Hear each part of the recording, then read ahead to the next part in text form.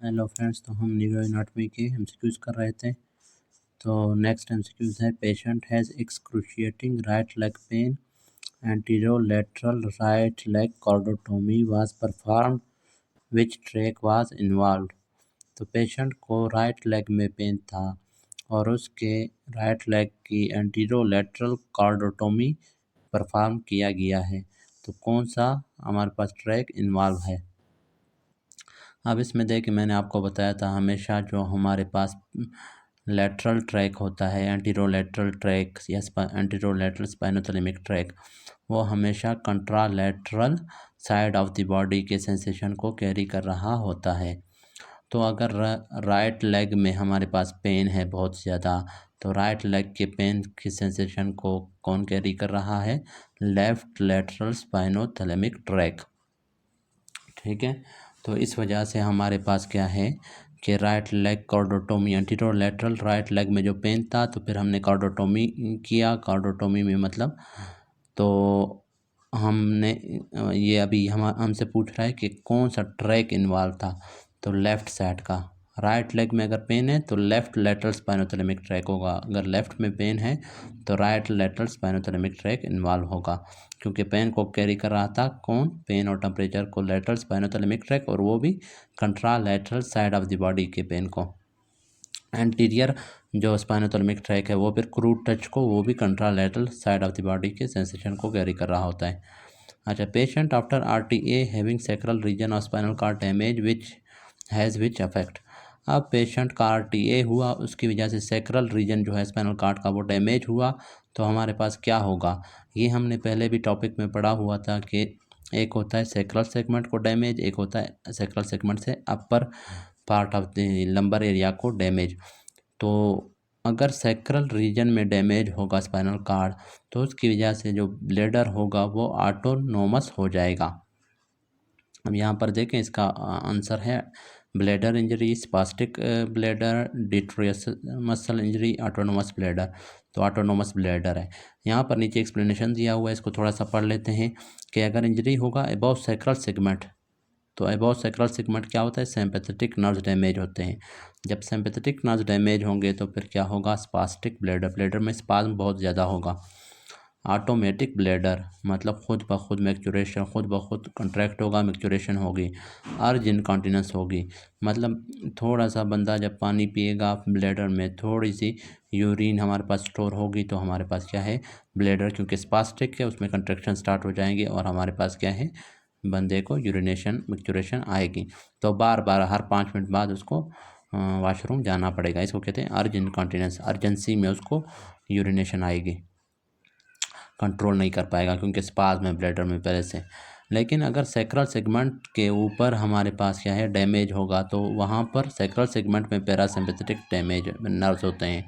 हमने पढ़ा हुआ है कि थोरेको लंबर आउटफ्लो जो होता है, मतलब थोरेसिक और लंबर एरिया में जो आउटफ्लो होता है वो सिम्पैथेटिक होता है, और क्रेनियो सैक्रल आउटफ्लो जो होता है ब्रेन और सैक्रल रीजन में, वो पैरासिम्पैथेटिक होता है। तो सैक्रल सेगमेंट में अगर डैमेज हुआ तो पैरासिम्पैथेटिक नर्व डैमेज होंगे, उसकी वजह से फिर अपोजिट एक्शन होगा। यहाँ पर स्पास्टिक ब्लेडर है तो उस कंडीशन में हमारे पास उसका टोन बिल्कुल ख़त्म हो जाएगा ब्लेडर का, एटोनिक, मतलब जब वो फुल भी हो जाएगा फिर भी वो कंट्रैक्ट नहीं होगा ब्लेडर। वहाँ पर हमारे पास अगर हमारे पास ऑटोमेटिक ब्लेडर था, खुद ब खुद कंट्रैक्ट होता था, यहाँ पर ऑटोनोमस है, मतलब ये बिल्कुल कंट्रैक्ट होता ही नहीं है। ओवरफ्लो इनकॉन्टिनेंस, यहाँ पर हमारे पास जैसे फॉर एग्जांपल एक गिलास है, उसको आप जब तक भरेंगे नहीं, फुल भरेंगे, जब वो फुल हो जाएगा तो उसके बाद उससे पानी गिरना शुरू हो जाएगा, तो ओवरफ्लो होगा। यहाँ पर भी ब्लैडर जब फुल हो गया और उसमें हमारे पास अभी बिल्कुल गुंजाइश नहीं है, स्पेस नहीं है, तो फिर उसके बाद हमारे पास क्या होगा? यूरिनेशन होगी। उससे पहले कभी ना वो कंट्रैक्ट होगा, ना उसमें स्पाज्म प्रोड्यूस होगा, ना डिट्रोसल मसल कंट्रैक्ट करेगा, क्योंकि एटोनिक ब्लैडर है, ब्लैडर में टोन नहीं है। तो ये आपने याद रखने हैं कि 3 नाम हैं। अगर सैक्रल सेगमेंट डैमेज होगा तो एटोनिक ब्लैडर होगा, या ओवरफ्लो इनकॉन्टिनेंस, या ऑटोनोमस ब्लैडर। और अगर हमारे पास अबव सैक्रल सेगमेंट डैमेज होगा तो वो स्पास्टिक ब्लैडर होगा, अर्ज इनकॉन्टिनेंस उसकी वजह से होता है, और ऑटोमेटिक ब्लैडर होगा। तो यहाँ पर ऑटोनोमस ब्लैडर है क्योंकि सैक्रल रीजन डैमेज हुआ है। अच्छा, फिर आगे हमारे पास है the sensation of rectal and bladder fullness reach higher centre via. Rectum और ब्लैडर जब फुल हो जाता है उसके सेंसेशन को कौन से पाथवे कैरी करेंगे, तो वो हमारे पास dorsal column medial meniscus pathway carry कर रहा होता है, क्योंकि इसका एक फंक्शन क्या था, मैंने कहा टच है, टच के सेंसेशन को, तो ये भी एक तरह से उसी से लिंक है इस वजह से। अच्छा, फिर आगे यहाँ पर इन्होंने एक्सप्लेनेशंस दी हुई हैं, इनको पढ़ते हैं।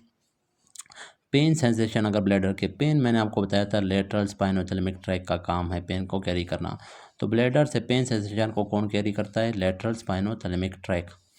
अच्छा, अवेयरनेस ऑफ ब्लैडर डिस्टेंशन या bladder fullness mediated by dorsal column medial meniscus system, तो ये यही पूछ रहा है, ये भी यही पूछ रहा है कि ब्लैडर और रेक्टम की फुलनेस का जो अवेयरनेस है या उसके डिस्टेंशन की जो अवेयरनेस है या उसकी सेंसेशन को कैरी कौन करता है, डॉर्सल कॉलम या पोस्टीरियर कॉलम। लेकिन अगर पेन सेंसेशन की बात करें तो वो लेटरल स्पाइनोथैलेमिक ट्रैक भी आप कह सकते हैं, या फिर क्या है, सिंपैथेटिक। असल में एक बात याद रखें, सिंपैथेटिक नर्व्स जो होते हैं मोटर नर्व्स होते हैं, सेंसेशन कैरी करना इनका फंक्शन नहीं होता। सेंसेशन कैरी करना क्या होता है, सेंसरी पाथवेज का काम होता है, जैसे एंटीरोड लेटरल पाथवे है और डॉर्सल कॉलम पाथवे है। तो पेन सेंसेशन को मेनली कैरी कौन करता है, हमारे पास लेटरल स्पाइनोथैलेमिक ट्रैक। लेकिन अगर वहाँ पर हमारे पास ऑप्शन में ये ऑप्शन नहीं दिया गया हो तो फिर आपने सिंपैथेटिक आपने करेक्ट करना है। तो यहाँ पर सिंपैथेटिक का रोल ये है कि जब पेन होता है तो sympathetic nervous system, pain sensation जब कैरी हो गए ब्रेन तक चले गए तो वहाँ से एक्टिवेट होगा सिंपैथेटिक नर्वस सिस्टम। वो क्या करेगा, फिर उस पेन को रिमूव करने के लिए, रिलीव करने के लिए एक्शंस लेगा। अब पेन कब होगा, जब ब्लैडर फुल है लेकिन बंदा क्या है, वो हमारे पास मिक्सचुरेशन या यूरिनेशन नहीं कर रहा, तो उस वक्त सिंपैथेटिक नर्वस सिस्टम एक्टिवेट होकर क्या करेगा, कंट्रैक्ट होगा, तो ब्लैडर से हमारे पास क्या होगा, मिक्सचुरेशन होगी और पेन रिलीव हो जाएगा। तो यहाँ पर सिंपैथेटिक नर्वस सिस्टम क्या है, कैरी नहीं कर रहा पेन को, लेकिन पेन जब पेन है ब्लैडर में, वो पेन हमारे पास जब ब्रेन तक जाएगा तो वापस हमारे पास रिस्पॉन्स कौन शो करेगा, सिंपैथेटिक नर्वस सिस्टम। तो अगर पेन सेंसेशन कैरी करना फ्रॉम द ब्लैडर, तो वहाँ पर ऑप्शन में लेटरल स्पाइनोथैलेमिक ट्रैक है, तो उसको आपने करेक्ट करना है। अगर वो नहीं है तो फिर आपने सिंपैथेटिक को करेक्ट करना है।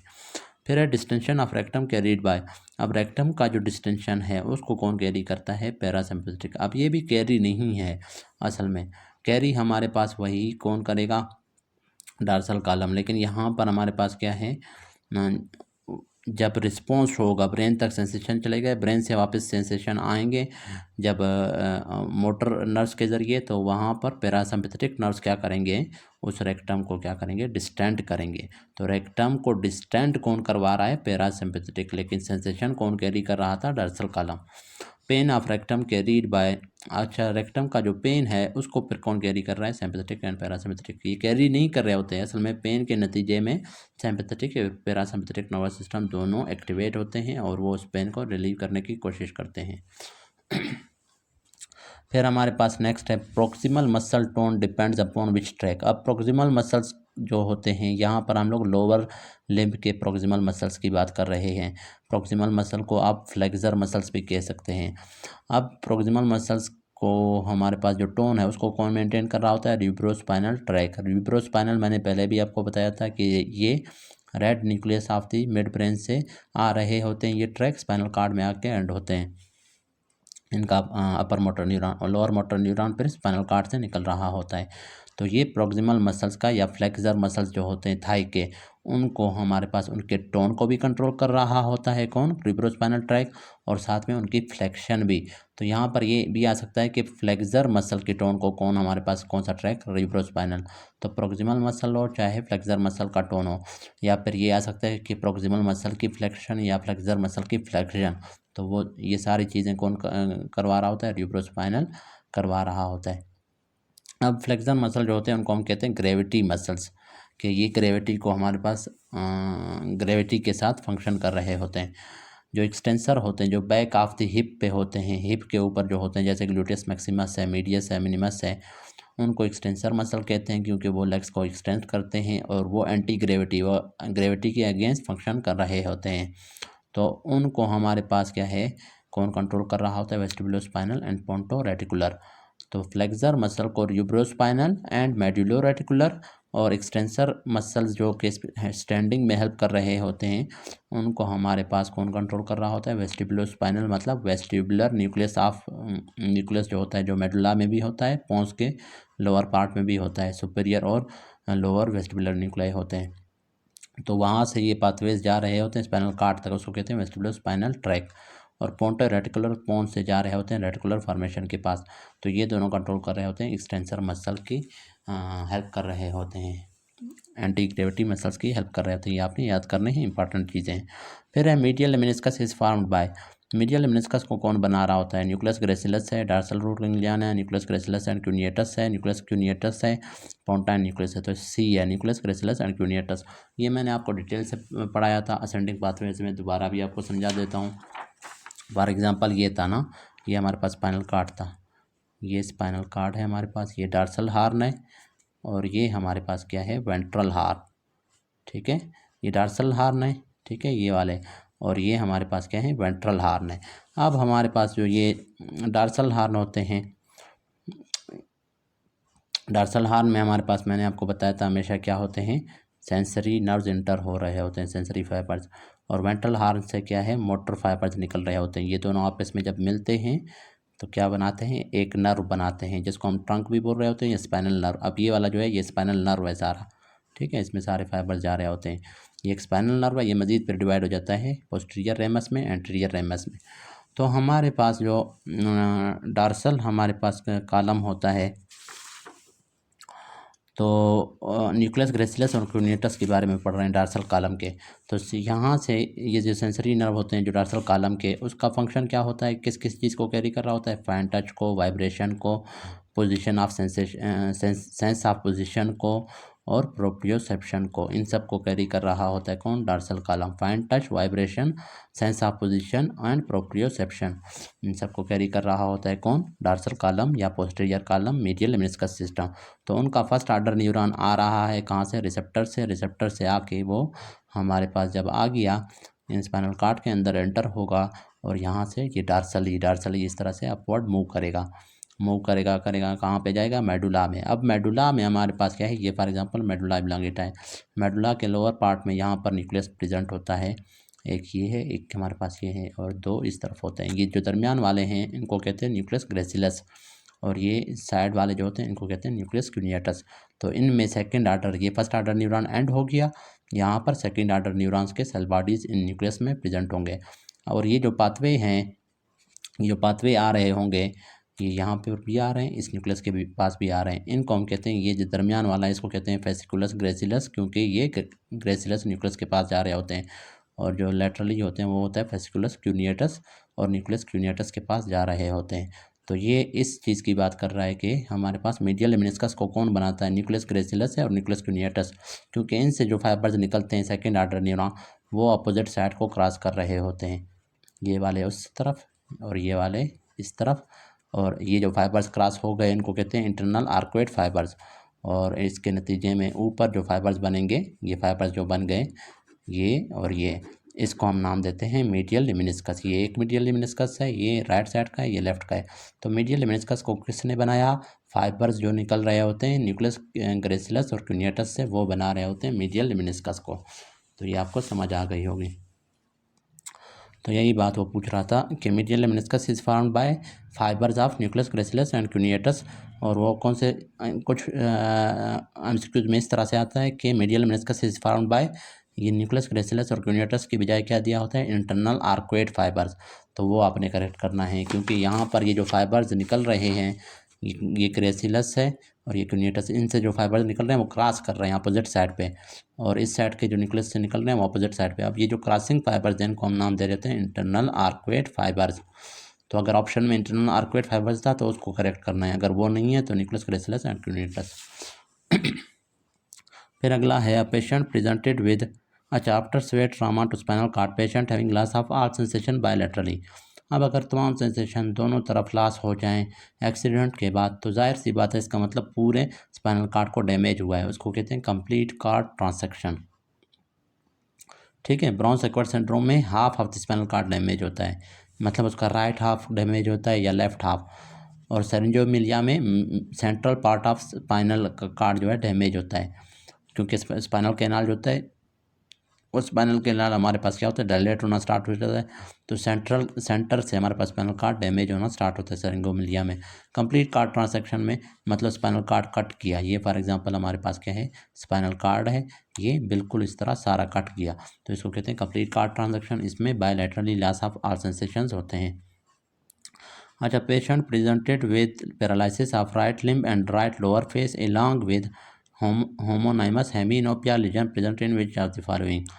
तो बेजिलर पोन्स है, forebrain, midbrain, medulla, thalamus, तो यहाँ पर आंसर है फोर ब्रेन। अच्छा, ये आप जो है ये बहुत लंबा टॉपिक है, ये मैं अभी यहाँ से आपको नहीं समझा सकता, बहुत लेंथी हो जाएगा। इसके लिए आपने देखना है मेरा क्रॉस्ड वर्सेस अनक्रॉस्ड हेमिप्लेजिया वाला टॉपिक, तो वो आप देख लेना, यहाँ पर भी मैं लिंक दे दूँगा इस लेक्चर में भी, तो वहाँ से आपको ये बिल्कुल समझ आ जाएगा कि किस तरह से फोर ब्रेन। इसमें सिंपली मैं आपको इतना समझाता हूँ कि जो हमारे पास फेशियल नर्व होता है, फेशियल नर्व अगर facial nerve lower motor neuron, अगर lower motor neuron facial nucleus का लोअर मोटर न्यूरॉन डैमेज होगा तो इप्सीलेटरल लॉस होता है पूरे फेस का, ipsilateral paralysis of all face, whole face, ठीक है, whole face of one side. असल में फेस को हम दो में डिवाइड करते हैं, एक राइट है फिर लेफ्ट है, फिर मज़ीद इसको हम लोग अपर हाफ और लोअर हाफ में डिवाइड करते हैं। अगर हमारे पास क्या है, लोअर मोटर न्यूरॉन डैमेज होगा फेशियल नर्व का, तो उसमें क्या होता है, एक पूरा हाफ ऑफ द फेस क्या होता है, पैरालाइज होता है। और सेम साइड का फेस, अगर राइट साइड का फेशियल नर्व डैमेज होगा, उसका राइट साइड का facial nerve lower motor neuron अगर डैमेज होगा तो उसमें राइट साइड का फेस सारा हमारे पास पैरालाइज होगा। और अगर लेफ्ट साइड का facial nerve lower motor neuron damage होगा तो लेफ्ट फेस सारा पैरालाइज होगा। लेकिन जो अपर मोटर न्यूरॉन होता है उसमें क्या होता है, उसमें फेस का जो है अपोजिट कंट्रालेटरल साइड डैमेज होता है, और कंट्रालेटरल साइड भी कौन सा, lower half of the face. मतलब अगर right facial nerve upper motor neuron damage होगा तो लेफ्ट साइड का lower half of the face damage होगा। और अगर लेफ्ट हमारे पास अपर मोटर न्यूरॉन डैमेज होगा फेशियल नर्व का, तो हमारे पास राइट साइड का lower half of the face paralyse होगा। तो ये आप याद रखें। और यहाँ पर देखें यही बात की गई है, यहाँ पर ये कह रहे हैं एक पेशेंट प्रेजेंट हुआ है with paralysis of right limb. अब राइट लिम्ब अगर पैरालाइज होगा, और अब राइट लिम्स जब पैरालाइज होते हैं तो इसका मतलब हमेशा से जो कार्टिकोस्पाइनल ट्रैक्स होते हैं वो पैरामिडल ट्रैक्स होते हैं, और वो मिडुला ऑब्लांगेटा में अपोजिट साइड पे क्या करते हैं, क्रॉस कर जाते हैं। तो राइट लिम्ब जब पैरालाइज है इसका मतलब राइट लिम्ब के पास जो हमारे पास फाइबर्स आ रहे हैं कार्टिकोस्पाइनल ट्रैक्स, वो किस तरफ से आ रहे हैं, left side of the fore brain या सेरेब्रल कॉर्टेक्स से, ये बात याद रखें। और राइट लोअर फेस डैमेज हो रहा है, मैंने अभी आपको बताया अगर राइट लोअर फेस डैमेज है तो इसका मतलब अपोजिट साइड का नर्व डैमेज है, किस साइड का, लेफ्ट साइड का, लेफ्ट। तो लेफ्ट फोर ब्रेन यहाँ पर डैमेज हो रहा है, लेफ्ट फोर ब्रेन जब डैमेज होगा तो राइट साइड की पैरालिसिस होगी, लिम्स की, बॉडी की, और साथ में राइट साइड के लोअर फेस की। और ये लोअर मोटर न्यूरॉन लीजन है, ठीक है, फेशियल नर्व का। तो इसमें हमारे पास फोर ब्रेन लिखा हुआ है, लेकिन अगर हमारे पास साइड भी पूछें तो लेफ़्ट फोर ब्रेन आप कहेंगे, ठीक है, क्योंकि राइट साइड का लिम्ब और बॉडी अगर डैमेज होगा तो वो लेफ़्ट फोर ब्रेन में डैमेज है। और अगर लेफ़्ट लिम्ब और बॉडी डैमेज होगा तो right side of the forebrain में डैमेज है, तो इसमें आंसर बी है। फिर tabes dorsalis causes which of the following. Tabes dorsalis क्या है, ये हमारे पास सिफिलिस में होता है, एक न्यूरो डिजेनरेटिव डिजीज़ है। तो इसमें हमारे पास डार्सल कॉलम सबसे पहले डैमेज होता है, तो इस वजह से सबसे पहले हमारे पास जो सिम्टम्स होते हैं वो हमारे पास प्रोप्रियोसेप्शन वगैरह डैमेज, लेकिन एटोनिक ब्लैडर भी हो जाता है, क्योंकि ब्लैडर का जो तो ब्लैडर सेंसेशन जो कैरी कर रहा था वो भी डार्सल कॉलम था, फुलनेस या डिस्टेंशन ऑफ ब्लैडर के जो सेंसेशन कौन कैरी कर रहा था, डार्सल कॉलम। तो इस वजह से एटोनिक ब्लैडर हो जाता है इसमें, टेबिस डार्सल इसमें। अच्छा, फिर हमारे पास a child born with a mass at lumbar region with meninges without neural tissue is due to. एक चाइल्ड है, बोलता है बार्न हुआ है विद अ मास, एक मास है उसके लंबर रीजन में, उसमें मेनिंजेस हैं लेकिन न्यूरल टिश्यू प्रेजेंट नहीं है। तो ये हमारे पास किस वजह से है, ये एमसीक्यूज पढ़ रहे थे कि एक चाइल्ड बार्न है, उसका एक मास है लंबर रीजन पे, लेकिन उसमें क्या है, सिर्फ मेनिंजेस बाहर निकले हुए हैं लेकिन न्यूरल टिश्यू बाहर नहीं है। तो ये इसको हम लोग क्या कहते हैं, स्पाइना बाइफिडा विद मेनिंजियोसील। अब ये मैं आपको समझाता हूँ, इसमें तीन चार चीज़ें हैं। एक हमारे पास क्या है, अगर सिर्फ वर्टिब्रल बॉडी प्रेजेंट नहीं है, मतलब वो बोन प्रेजेंट नहीं है स्पाइनल कार्ड के उस हिस्से में, एक हिस्से में एक वर्टिब्री प्रेजेंट नहीं है, लेकिन क्या है स्किन प्रेजेंट है, उस स्किन पे सिर्फ थोड़े से इस तरह से बाल होंगे, बाकी हमारे पास स्किन ने प्रोटेक्ट किया हुआ है नीचे, मेनिंजेस या फिर न्यूरल टिश्यू नहीं निकला हुआ, उसको हम नाम देते हैं अकल्टा, स्पाइना बाइफिडा एकल्टा, मतलब छुपा हुआ है, हिडन स्पाइना बाइफिडा है। मतलब ये अगर बंदे बहुत सारे लोगों को पता भी नहीं होता कि उनके बच्चे को ये डिजीज़ है, तो ये स्पाइना बाइफिडा एकल्टा। कभी कभार क्या होता है कि वर्टिब्रल बॉडी तो नहीं है, साथ में हमारे पास क्या है मेनिंजेस भी बाहर निकले हुए होते हैं, तो उसको हम लोग फिर नाम देते हैं क्या, meningocele, spina bifida with meningocele, cele meninges का बाहर निकलना। कभी कभार मेनिंजेस के साथ साथ क्या है न्यूरल टिश्यू भी बाहर निकला होता है स्पाइनल कार्ड का, तो उसको फिर हम नाम देते हैं spina bifida with myelomeningocele. Myelo means spinal cord, meningio means meninges, cele का मतलब बाहर निकलना। तो ये हमारे पास क्या है टर्म्स हैं। तो यहाँ पर क्या है, उसमें एक मास तो मौजूद है लंबर रीजन में, लेकिन उसमें सिर्फ मेनिंजेस हैं, तो इसका मतलब स्पाइना बाइफिडा विद मेनिंजियोसील है, विदाउट न्यूरल टिश्यू, उसमें न्यूरल टिश्यू नहीं है। अगर मेनिंजेस भी ना होते तो उसको स्पाइना बाइफिडा इकल्टा कहते हैं, और अगर न्यूरल टिश्यू भी होता तो उसको कहते हैं स्पाइना बाइफिडा विद मेनिंजियोमाइलोसील। तो इसमें हमारे पास क्या है आंसर, इसका ए है। तो इसका आंसर हमारे पास क्या है, ए है। ठीक है, फिर अगला है हमारे पास लास्ट एमसीक्यूज है इस टॉपिक में, इतना काफ़ी है। Patient presented with inability to write, read and understand, most likely lesion is Broca's area, frontal lobe, arcuate fasciculus, angular gyrus, Wernicke's area. तो ये हमारे पास क्या है वर्निकीज एरिया है, क्योंकि वर्निकीज एरिया का फंक्शन होता है लैंग्वेज को इंटरप्रेट करना, लैंग्वेज को कॉम्प्रिहेंड करना, लैंग्वेज को अंडरस्टैंड करना। तो ये देखिए अंडरस्टैंड नहीं कर सकता, रीड नहीं कर सकता और राइट भी नहीं कर सकता, तो ये हमारे पास language comprehension, language understanding and reading में प्रॉब्लम है, तो ये वर्निकीज एरिया डैमेज हुआ है, तो इस वजह से ये आप याद रखें। ठीक है, तो ये टॉपिक हमारा कंप्लीट हुआ, नेक्स्ट टॉपिक में हम आगे पढ़ेंगे।